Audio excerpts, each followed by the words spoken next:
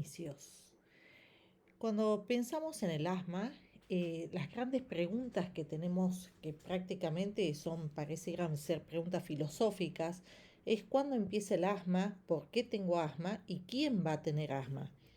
Entonces, para ir respondiendo un poco estas preguntas e intentar ir respondiéndolas, tenemos que saber que nacemos todos con el mismo genotipo, tenemos una base genética sobre la cual influyen factores ambientales y esto va a generar que en esa base genética se expresen algunos genes y otros no se expresen.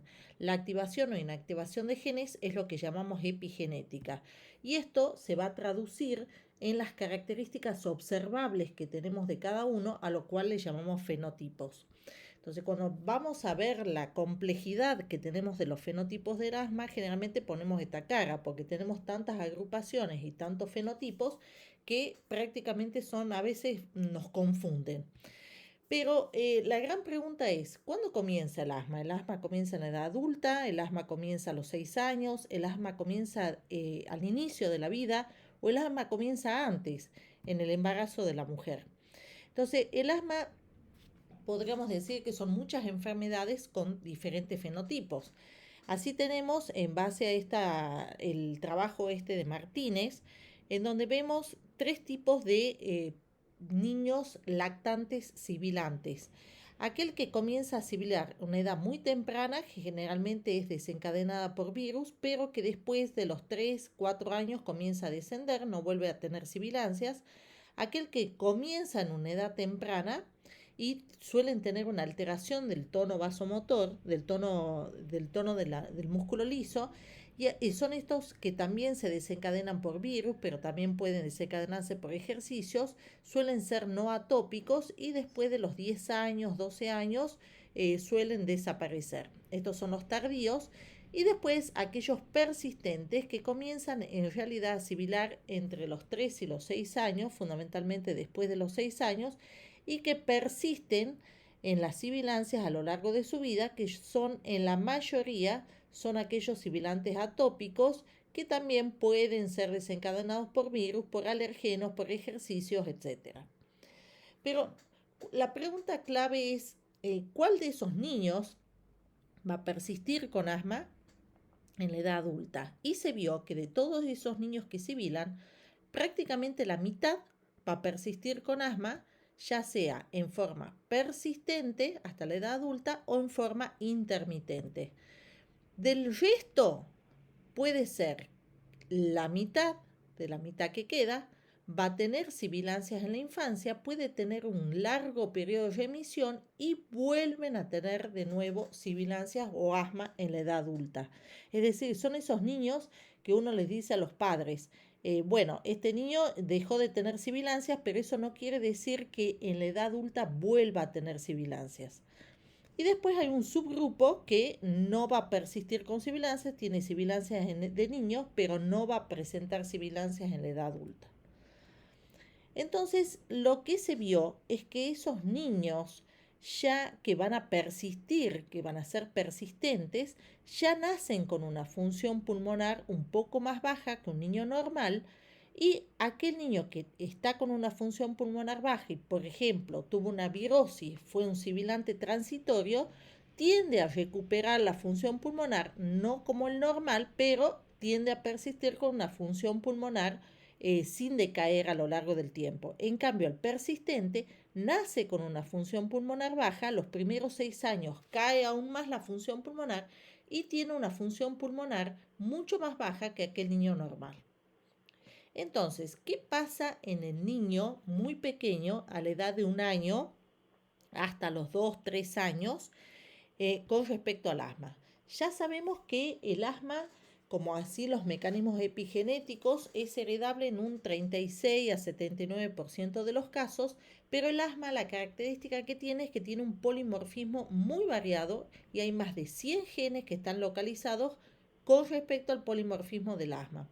Y se vio, por ejemplo, porque es heredable las características epigenéticas, porque una mujer embarazada que fuma, cuando la madre fuma, hereda esas características epigenéticas o esos cambios epigenéticos en el niño, por eso esos niños van a tener una mayor predisposición a tener asma. No solamente la madre, porque la madre puede ser que no haya fumado, pero se vio que si la madre de un niño asmático, si la abuela materna fumó, también le hereda a su madre, por más que ella no haya fumado, las características epigenéticas para que sus nietos tengan mayor probabilidad de asma. Es decir, que hay un componente epigenético que es heredable para presentar asma. En este estudio, en donde se estudiaron la inflamación bronquial a través de biopsias bronquiales y de lavados bronquioalveolares en niños hasta los 3 años, lo que se veía es que la inflamación eosinofílica era predominantemente en niños más grandes, a partir de los 5 años de edad. Y en los niños muy pequeños, menores de un año, no predomina la inflamación eosinofílica, sino la neutrofílica. Y que el engrosamiento de la membrana basal es más predominante en los niños asmáticos más grandes, mayores de 5 años, que en aquellos niños lactantes. Entonces, ¿qué pasa en este niño a los 5 o 6 años para decir va a ser un asmático eosinófilo? ¿O este niño tiene un asma diferente al lactante o es el mismo asma que se transformó y es un asma distinto? Porque el asma, decimos que el sibilante persistente suele empezar a los 6 años, 5 años, 6 años y persiste como asmático toda la vida y es el asmático que tiene eosinofilia. Bueno, vamos a ver un poquito, de esto ya hemos hablado, pero que ante una susceptibilidad genética, factores medioambientales cambian el epigenoma y según el tipo de cambio que provoquen en el epigenoma, van a variar el tipo inflamatorio hacia un asma alérgica o hacia un asma no alérgica.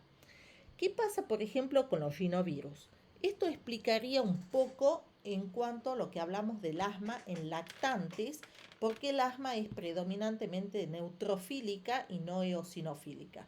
Ustedes saben que los rinovirus tienen una predisposición o se piensa que también podrían ser causantes de asma. Esa es la pregunta del millón, ¿qué es primero, el huevo o la gallina? ¿El paciente ya tiene una susceptibilidad genética para tener asma y un virus gatilló una susceptibilidad genética o el mismo virus provocó un cambio epigenético y esto provocó el asma? Entonces se vio que la segunda causa de bronquiolitis después del virus sincitial respiratorio en los niños, esto está mal, es menores de 12 meses, es el rinovirus.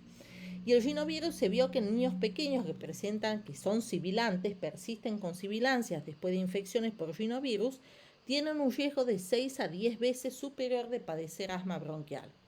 Pero todos los niños pueden presentar asma por rinovirus y bueno, vamos a ver esto. Acá tenemos que ver algo muy importante. ¿Cómo reacciona nuestro sistema inmune a los virus respiratorios? Y el primer mecanismo de defensa ante los virus es las células del epitelio bronquial. Pero las células del epitelio bronquial tienden a producir una gran cantidad de interferón gamma. Y este interferón gamma, ustedes fíjense acá, participa en la inmunidad innata, es el primero que se eleva cuando tenemos una infección viral. ¿Esto qué significa? Que el interferón gamma es el primer mecanismo de defensa para evitar el daño que provocan los virus en las células epiteliales. ¿Por qué digo que no todos los rinovirus, no todos los niños tienen asma por rinovirus? Porque se vio en este estudio en el año 2000 en el New England, se vio que los niños que tenían muchos hermanos, cuanto más hermanos tenían, o cuando iban en forma muy precoz a los maternales o las guarderías, eran niños que por ahí tenían más infecciones virales, pero no tenían tanta prevalencia de asma. O sea, eran niños que tenían menos posibilidades de ser asmáticos a pesar que a edades muy tempranas, antes del año siendo lactantes, tenían exposición a virus. ¿Qué es lo que pasa acá? ¿Por qué digo que no todo niño, algo pasa en la inmunidad innata por el cual ese niño va a terminar siendo asmático o no? Y se vieron dos causas. Los niños que tienen infecciones virales y que van a persistir con sibilancias a lo largo de su vida son aquellos que tienen el interferón gamma bajo. Acuérdense que el interferón gamma es aquel que es el primer mecanismo de la defensa de la inmunidad innata contra los virus. Pero estos niños que tienen el interferón gamma bajo tienen una alterada la respuesta a los macrófagos y a las infecciones víricas, tienen mayor posibilidad que los virus sean más invasivos y tienen una mayor respuesta neutrofílica. Y se vio que aquellos niños que el primer año de vida siempre el interferón gamma es más bien bajo, pero después a lo largo de los años y con el desarrollo el interferón gamma empieza a aumentar. Pero en aquellos que persisten con sibilancias a lo largo de los años, suelen persistir con el interferón gamma bajo. Nunca elevan el interferón gamma.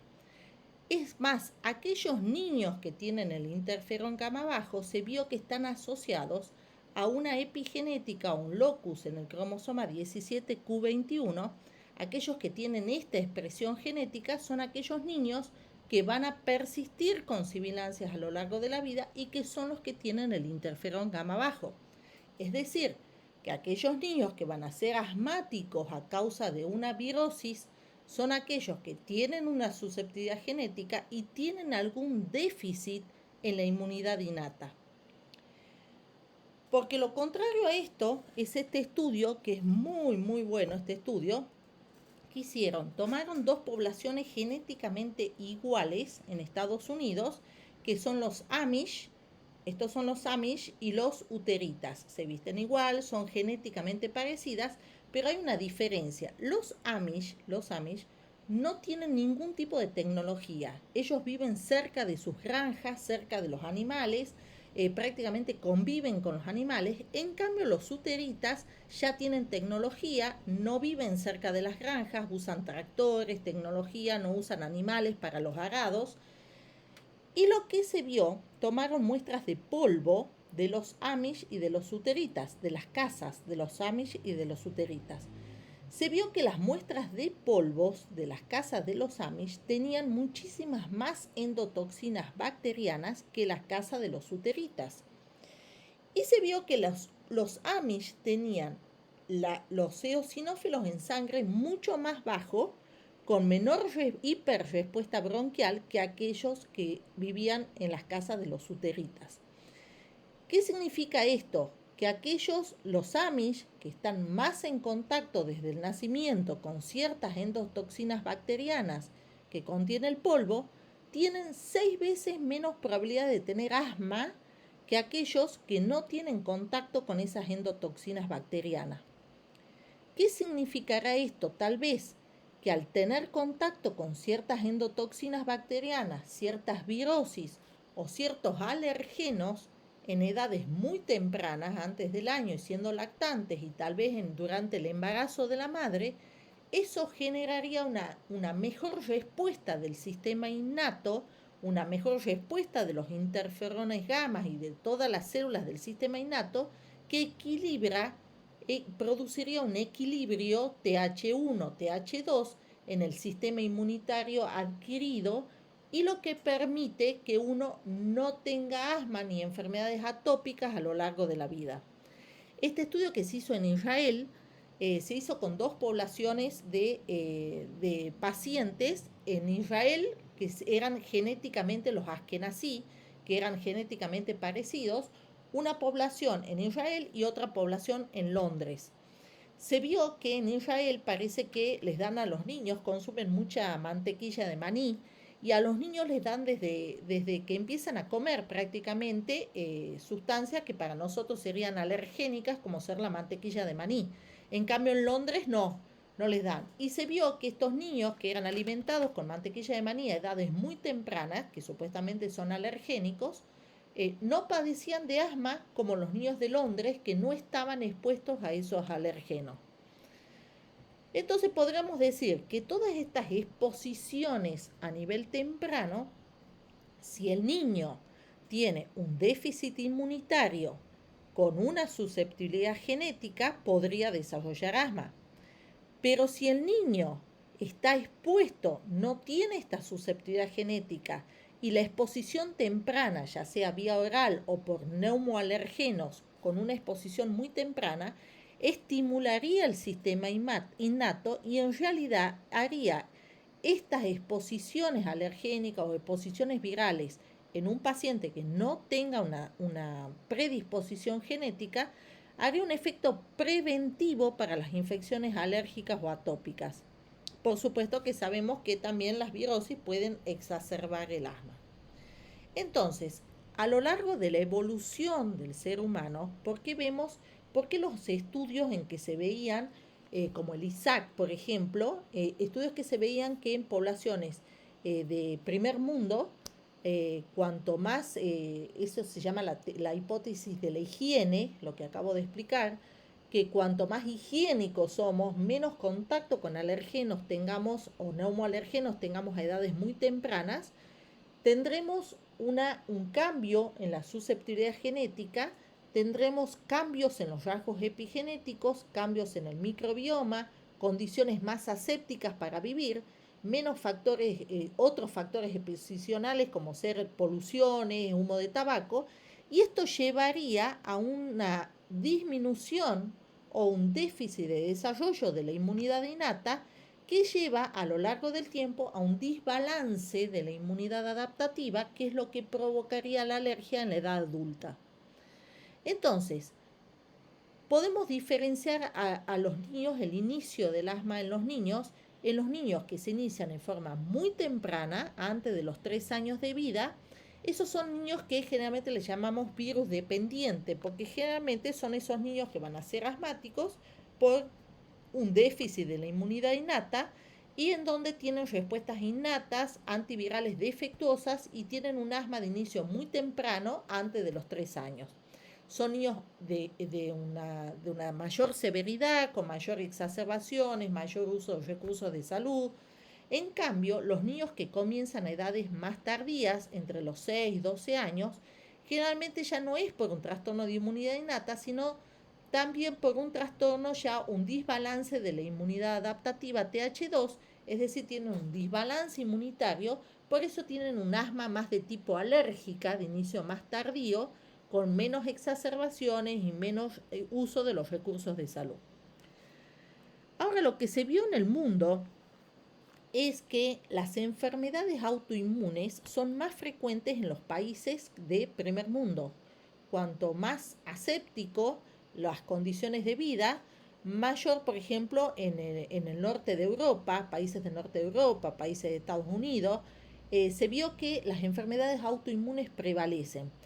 Y se vio, por ejemplo, que pacientes, personas que viven en África, que no tenían asma y que de pronto viajan o migran a estos tipos de países, adquieren enfermedades autoinmunes. Entonces, algo está pasando con el sistema inmune que migra al tener otro tipo de lo que llamamos el microbioma. El microbioma, que antes se pensaba que éramos toda la vía aérea era séptica, el pulmón, la vía aérea distal, se vio que ya no es así.